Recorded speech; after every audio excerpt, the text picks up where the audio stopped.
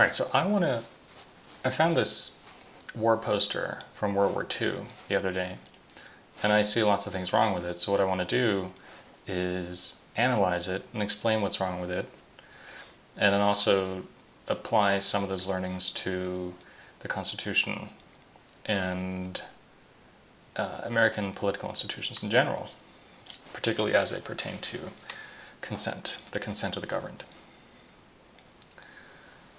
So this was a war poster. According to Wikipedia, it was in use from 1941 to 1945. This war poster reads, July 4th, 1776 is the heading. When our Declaration of Independence was signed, loyal Americans were of one mind to protect life, liberty, and the pursuit of happiness. 166 years later, we are of one mind. Hitler, Mussolini, and Hirohito shall never take from us the freedom for which our forefathers sacrificed their lives and fortunes. So, I want to say off the bat that I'm not a history expert. I'm not an expert on the Declaration of Independence or the Constitution. Still hold me accountable when I make mistakes, but I just don't want to misrepresent myself as an expert or anything. I've read the Declaration of Independence, or have I read the whole thing? No, I've read the beginning. And from what I have read, I think that this war poster it basically abuses the Declaration of Independence. So, the first red flag for me was when it said loyal Americans. Okay, loyal to whom? It sounds like they're saying loyal to some political idea, or loyal to the government or something, or loyal to their civic duties, maybe. I mean, keep in mind that the motivation of this war poster is to convince people to fight in the war. I think there was conscription in World War II, so it's not like it was up to people. But the more people go along with it, the easier it is going to be to actually send people to war. So there's also a little bit of what Ayn Rand called the argument from intimidation, because if you don't go along, then you're seen as disloyal. And many people are afraid to be judged socially, and so they may not want to be judged as disloyal, and so they're more likely to go along if you insinuate that they're going to be considered disloyal if they don't do what you tell them to do. So already in the second line, not counting the heading, there's social pressure being applied here. That should make you suspicious. That they were of one mind should make you suspicious. A well-functioning, and by well-functioning I mean an open society, as Karl Popper would call it, or like a society that actually cares about freedom, is a pluralistic society with lots of disagreement, where people are not of one mind. When people are of one mind, that's bad. That's a bad sign. And the people being of one mind is not a goal, or it shouldn't be a goal. Okay, so here, this is where it gets really important. Life, liberty, and the pursuit of happiness. This is a quote from the Declaration of Independence. These are core American values that were established then, that you have a right to life, liberty, and the pursuit of happiness. It doesn't mean that people are obligated to defend your life or liberty or your pursuit of happiness, but it does mean that nobody has a right to interfere with your pursuit of these things. This is exactly what this poster turns on its head. They they invert this meaning and say, you, as a male American, not female, but male American, have an obligation to protect other Americans' life, liberty, and the pursuit of happiness. Whether this obligation interferes with your own life or liberty and the pursuit of happiness, they really don't care about. So, this war poster doesn't actually promote core American values at all. It runs counter to them.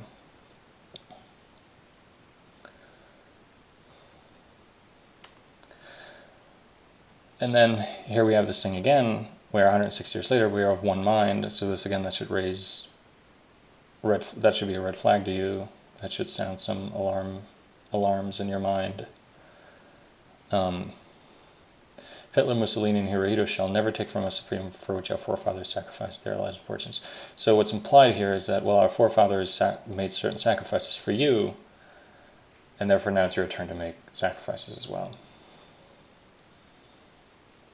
So basically what they're doing is they're taking, so say you're an American at the time who didn't want to fight.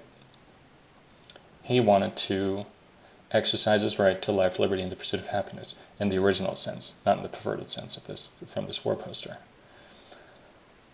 But now the government comes along and says, no, you have an obligation to fight. You have an obligation to go abroad and kill people that you've never met before. Maybe it is true that Hitler and Mussolini and Hirohito would have taken American freedoms eventually. I don't know. As I recall, Hitler eventually did declare war on America. Would anyone ever have gone over to America? I don't know. That would just be speculation. But I don't see how that creates any obligation on any American individual to go overseas and fight a war that they are not personally responsible for.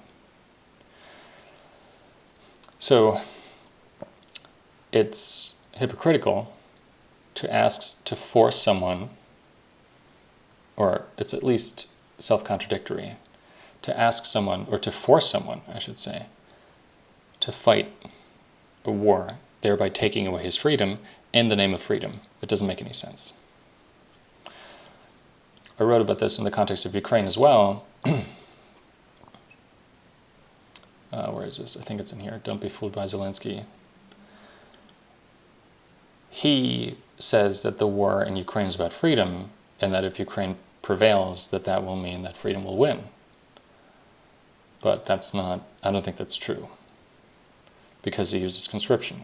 You cannot fight for freedom by violating it in the first place. That doesn't make any sense.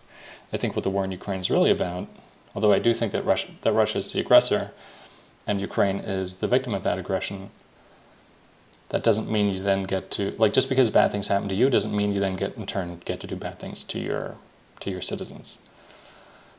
I think what the conflict in Ukraine is really about is Zelensky currently holds control over his subjects, and he doesn't want to lose that control to Russia. And it's only because he has control over his subjects that he's even able to use conscription. That's what this is about.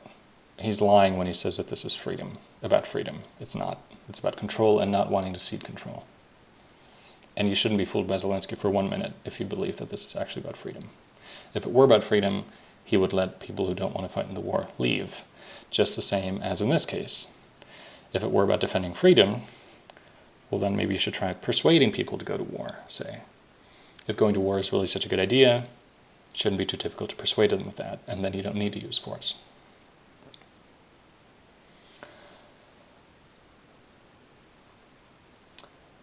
Referencing the Declaration of Independence, from what I understand at the time, the big idea was that there should be no taxation without representation. The British were levying a bunch of new taxes on the colonists, and the colonists felt that if they're going to pay taxes, they should at least have political representation. That the legitimacy of the government is derived from the consent of the governed. But the governed do not actually consent.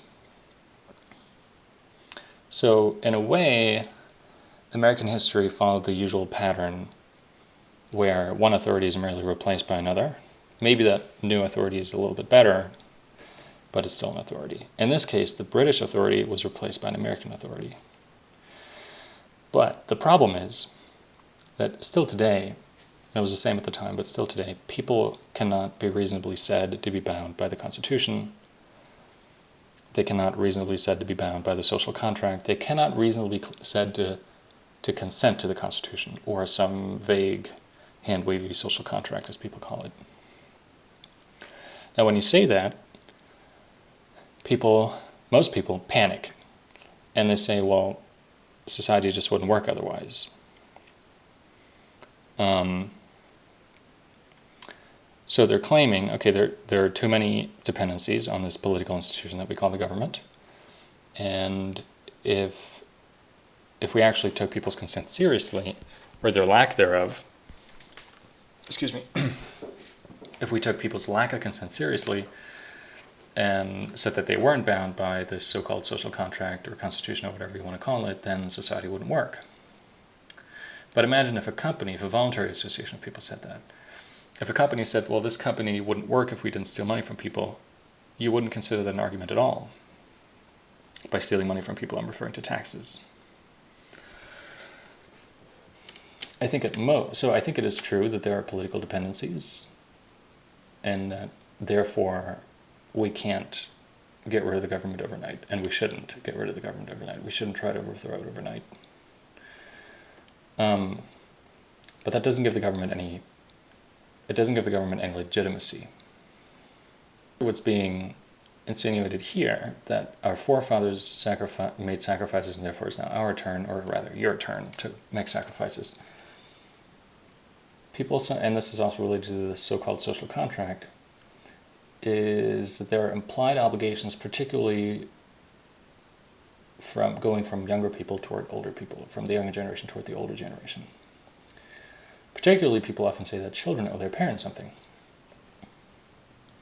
I wrote about this on my blog, in this article, Do Children Owe Their Parents?, where I go into this in a lot more depth.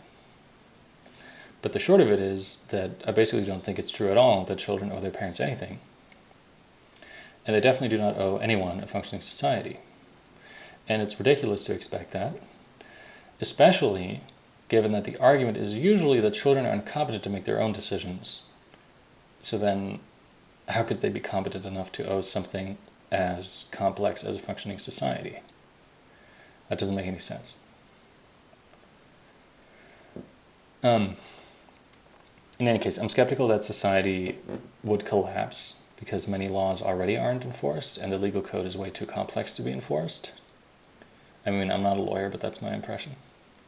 And many cops already don't care to enforce laws as much as they should, because the police as a whole, they get paid through taxes either way. Because they have that coercion. They don't have to do a good service. They don't have to do a good job to get paid, or to get paid more. So error correction from a Popperian standpoint is a lot harder. So if anything, I think society would be more stable if things were voluntary. This idea that the coercion that we currently employ makes things more stable, I think is not true. I think it's the opposite. That leads to instability and conflict.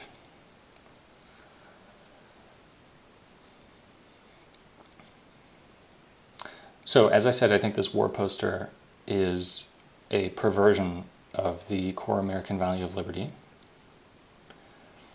And the same is true of the Constitution. And I think Lysander, I'm not sure how to pronounce his name, Lysander Spooner, in the late 1800s, 1870, yeah, I think that's when he wrote it. He wrote something called the Constitution of No Authority. And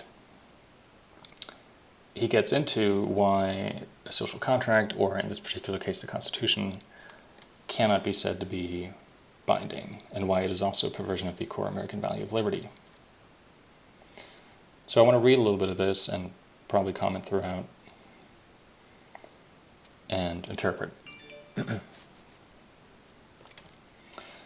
So he says here, the Constitution not only binds nobody now, but it never did bind anybody. It never bound anybody because it was never agreed to by anybody in such a manner as to make it on general principles of law and reason binding upon him. It is a general principle of law and reason that a written instrument binds no one until he has signed it. This principle is so inflexible a one that even though a man is unable to write his name, he must still make his mark before he is bound by a written contract. Then he goes into that back then a lot of people didn't know how to write, so there were clerks who did know how to write, and that they were so important that they would be pardoned of crimes, and because society wouldn't work without them, so there's that argument again that society wouldn't work otherwise. But even at the time, even when lots of people didn't know how to write, they had to sign a contract before it was enforceable. And oftentimes, because they didn't know how to write, they would use seals instead. Okay. The law holds, and reason declares, that if a written instrument is not signed, the presumption must be that the party to be bound by it did not choose to sign it, or to bind himself by it. And law and reason both give him until the last moment in which to decide whether he will sign it or not. Neither law nor reason requires or expects a man to agree to an instrument until it is written, for until it is written he cannot know its precise legal meaning. And when it is written, and he has had the opportunity to satisfy himself of its precise legal meaning, he is then expected to decide, and not before, whether he will agree to it or not. And if he do not then sign it, his reason is supposed to be that he does not choose to enter into such a contract. The fact that the instrument was written for him to sign, or with the hope that he would sign it, goes for nothing. Where would be the end of fraud in litigation if one party could bring into court a written instrument without any signature and claim to have it enforced upon the ground that it was written for another man to sign, that this other man had promised to sign it, that he ought to have signed it, that he had had the opportunity to sign it if he would, but that he had refused or neglected to do so? Yet that is the most that could ever be said of the Constitution. The very judges who profess to derive all their authority from the Constitution, from an instrument that nobody ever signed, would spurn any other instrument not signed that should be brought before them for adjudication.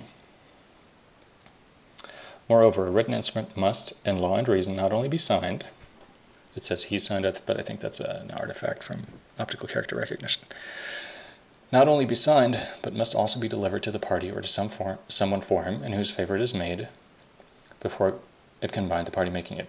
Anyway, so he goes on to say that you have to sign it and then you have to return it to the other signing party. Only then is it legally binding. I don't know if that's like the case today in contract law. Like, again, I'm not a lawyer, but that's his argument here. Note that this is older. Like I said, this is from 1870, but a lot of the logic, if not all, I think, like a lot of the criticisms still apply today. So, you did not sign the Constitution, and so your consent cannot be inferred from a signature. And also, then the question is, how can you be held responsible if you didn't consent? Responsibility is a result of choice. If you are forced to agree to something, you cannot be held responsible for it. And as I understand it, this is respected in law generally, where if you're forced to sign a contract, so for example, under duress, I don't think a judge would enforce it. For a good reason. Because again, responsibility is a result of choice. If you didn't have a choice, you can't be held responsible. So then the question is, okay, did people consent by any other way? And so here, Lysander Spooner goes into whether they consent by voting or by paying taxes. Now, let me address the paying taxes part first, because I think it's pretty clear that people do not consent to paying taxes. You don't get a say in that. And to all the people who think that paying taxes voluntarily is voluntary, no, it is not. Even if you gladly pay taxes if it were voluntary, that doesn't mean that it is currently voluntary. You're still being robbed of your agency when you're forced to do things that you would otherwise do voluntarily. Just think through what would happen if you refused to pay taxes. Eventually, you will go to prison. So, no, taxes are not voluntary. And then people go back, yeah, but they go back to this old argument, yeah, okay, but without them, society wouldn't work, which I don't think is true. But anyway, so let's go into whether people consented by voting.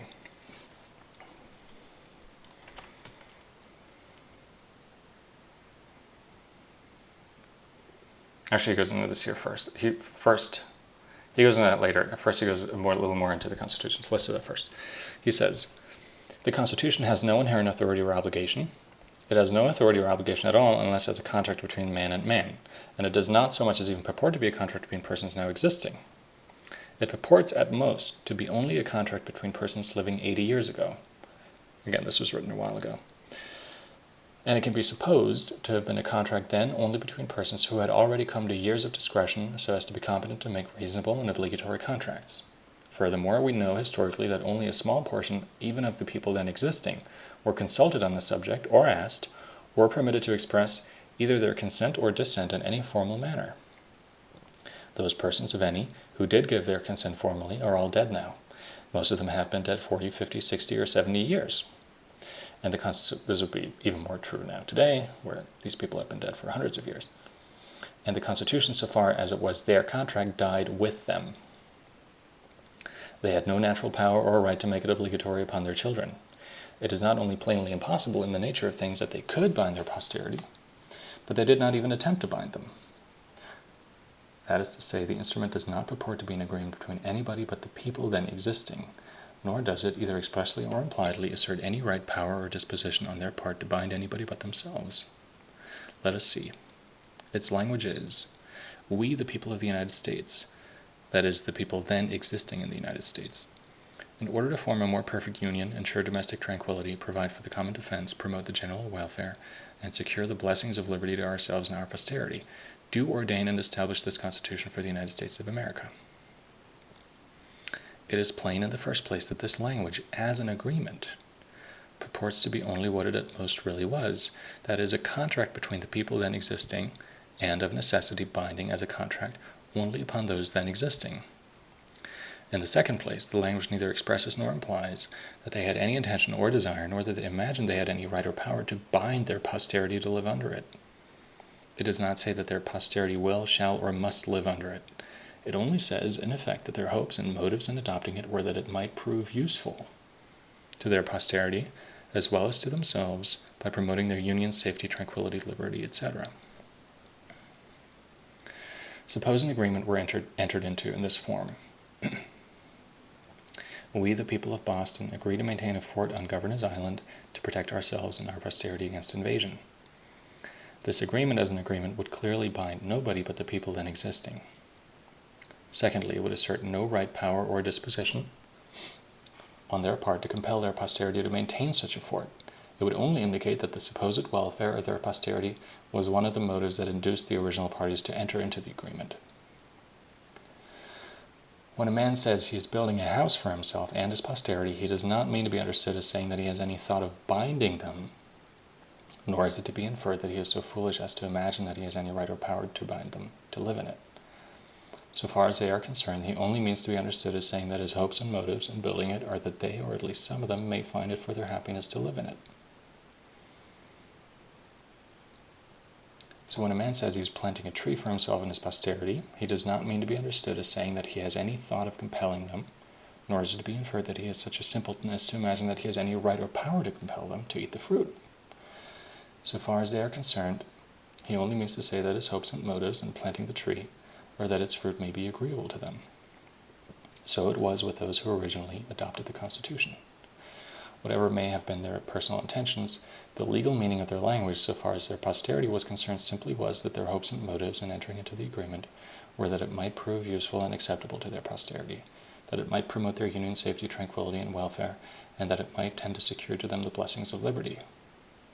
The language does not assert nor at all imply any right, power, or disposition on the part of the original parties to the agreement to compel their posterity to live under it. If they had intended to bind their posterity to live under it, they should have said that their object was not to secure to them the blessings of liberty, but to make slaves of them. For if their posterity are bound to live under it, they are nothing less than the slaves of their foolish, tyrannical, and dead grandfathers. So here Spooner explains this perversion that was the case in the war poster as well. If the intention was to ensure liberty, then it was not to make slaves of us. And you cannot abuse that intention to make slaves of us.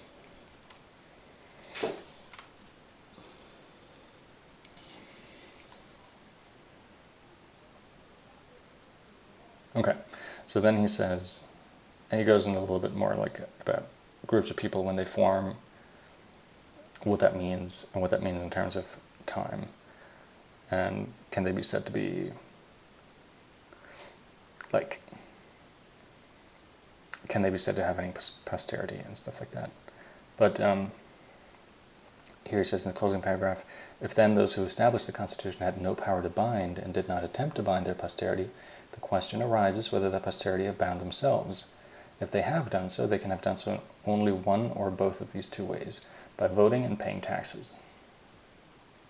Okay, so this is when we get to voting and paying taxes. I've already addressed paying taxes. This is not done voluntarily. So voting is interesting. If you vote, can you be said to have consented to being governed?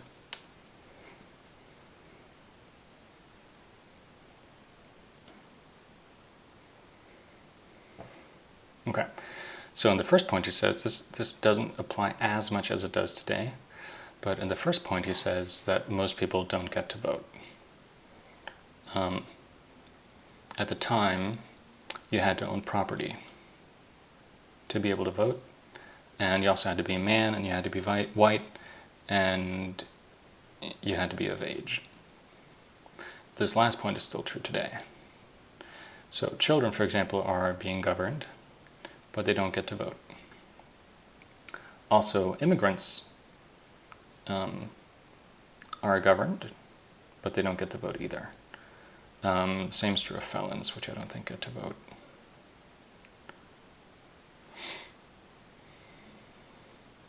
So none of the people who don't get to vote can be said to consent by voting, because they don't get to vote.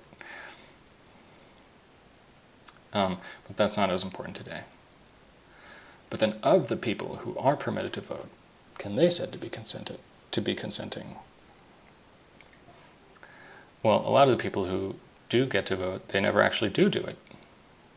Maybe they will vote once or twice, but then that doesn't mean, if anything, it doesn't mean that they consent for any longer than for the period for which they do vote.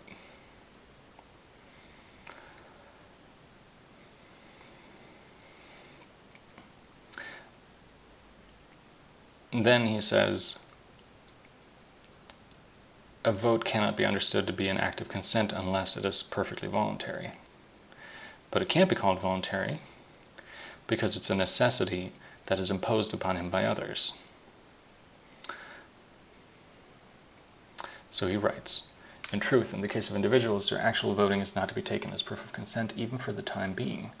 On the contrary, it is to be considered that without his consent having even been asked, a man finds himself environed by a government that he cannot resist. A government that forces him to pay money, render service, and forgo the exercise of many of his natural rights under peril of weighty punishments. This is also the reason why he has no say in taxation, and so he cannot be said to consent to taxes, like I said earlier. He sees, too, that other men practice this tyranny over him by the use of the ballot. He sees further that, if he will but use the ballot himself, he has some chance of relieving himself from this tyranny of others by subjecting them to his own. In short, he finds himself without his consent so situated that if he use the ballot, he may become a master. If he does not use it, he must become a slave. And he has no other alternative than these two. In self-defense, he attempts the former. His case is analogous to that of a man who has been forced into battle, where he must either kill others or be killed himself. Because to save his own life in battle, a man attempts to take the lives of his opponents. It is not to be inferred that the battle is one of his own choosing.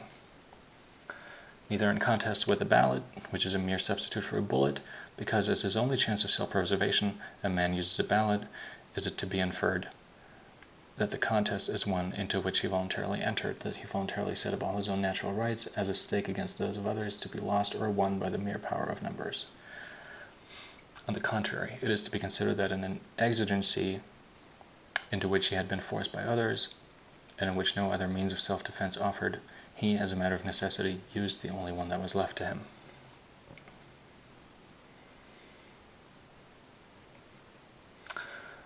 So he goes on to summarize this more and say more about this, but even if somebody does vote, he may just have done it because he was essentially forced to.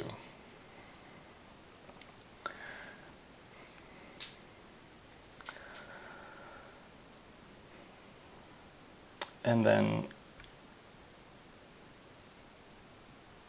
forget, does he say this here? Does he say this later? He also says here that votes are given secretly. So even if it were a sign of consent, you wouldn't know who consented.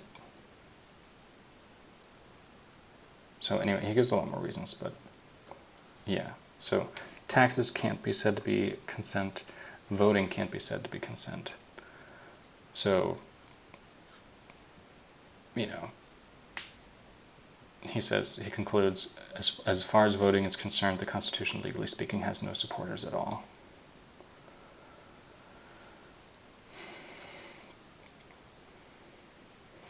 So this is pretty damning criticism. I'm not aware of any refutations of this. I think people should try, because it's really important. If the original motivation of our founding fathers was that the legitimacy of the government is derived from the consent of the governed, then it means, by Spooner's reasoning, that our government has no legitimacy. Because people do not consent. Not by voting, not by paying taxes.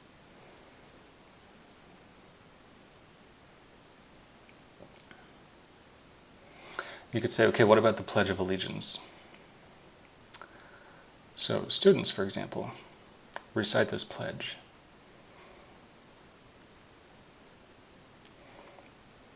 And the pledge goes, I pledge allegiance to the flag of the United States of America and to the republic for which it stands, one nation under God, indivisible, with liberty and justice for all. This doesn't make any sense.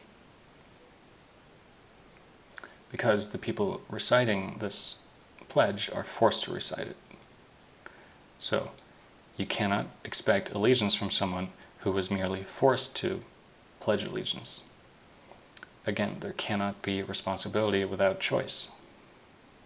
And this is another perversion of the concept of liberty, because these children have no say in whether they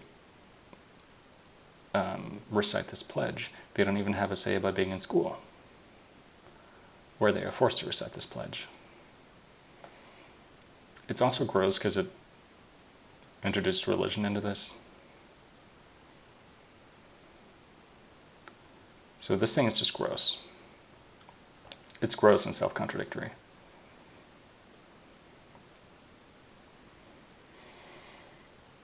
Okay, so then there's the Oath of Allegiance. What is this? The Oath of Allegiance is something that immigrants take when they get naturalized, in addition to the Pledge of Allegiance. The Oath of Allegiance is a little bit longer, and it states that you renounce any allegiance you have to any foreign state that you've been a citizen of so far. And you also pledge unlimited support to the Constitution and to the laws of the United States against all enemies, and foreign and domestic. Excuse me. That you will bear arms on behalf of the United States, that you will perform non-combatant service when required, or a work of national importance, and that you take this obligation freely without any manner of reservation. Okay. So, could immigrants who take this oath, could they be said to agree to the Constitution? I would say maybe. One problem is that it's questionable because for many immigrants, such as refugees, it's either agreeing to this or death, or like going back to some really, really bad shithole of a country where they will likely die.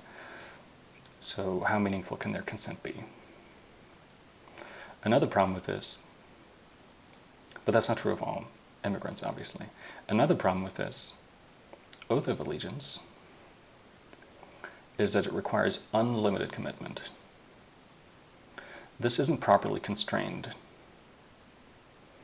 Like, it just vaguely refers to the law. It says that you've now entered obligations as required by the law, but you only have one vote, and like Spooner says, your vote can't be reasonably inferred to mean consent. So even if you could meaningfully impact the law or the legislation by your single vote against millions, it still wouldn't mean that you consent. you might just be doing it because you see yourself forced to do so. Okay, and like there's really nothing stopping the legislature from passing laws that that enslave you anyway. So again, I'm not a lawyer, but I doubt that if this were in a private contract between individuals, where this kind of unlimited commitment, this kind of voluntary self-enslavement had to happen, or if you sign something like that, I doubt that a judge would enforce it. I don't know, but I have serious doubts. Especially given that one's freedoms are to be considered inalienable, as per the Declaration of Independence. So then the question is, why should this be enforced when one of the contracting parties is the government? Why should the government get special treatment there?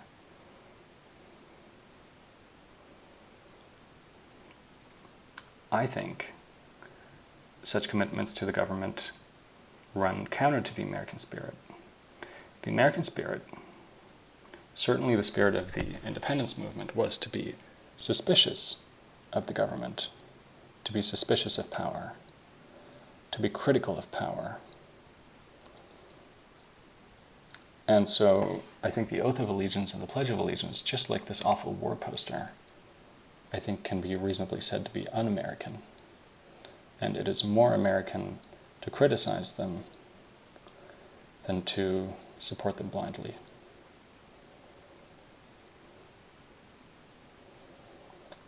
So to summarize, political institutions in the United States, while they do protect Americans' rights in many ways, they also pervert the original ideals of life, liberty, and the pursuit of happiness to enslave people. As Spooner explains, nobody has ever agreed to the Constitution. Nobody can be said to agree to it by paying taxes or by voting. Students certainly can't be said to have pledged allegiance in any meaningful way because they're forced to. And a lot of immigrants can't be reasonably said to have pledged the Oath of Allegiance either, because they're effectively forced to as well. And even those that are not forced to enter an agreement that requires unlimited commitment of them, which I doubt would be enforceable by any reason. I don't think any reasonable judge would enforce this if it were like a private contract. And so then the question is, why should the government be held to a lower standard there? So these are my thoughts on the perversion of original American ideals of life, liberty, and the pursuit of happiness by American political institutions. Let me know what you think, and if I made any mistakes.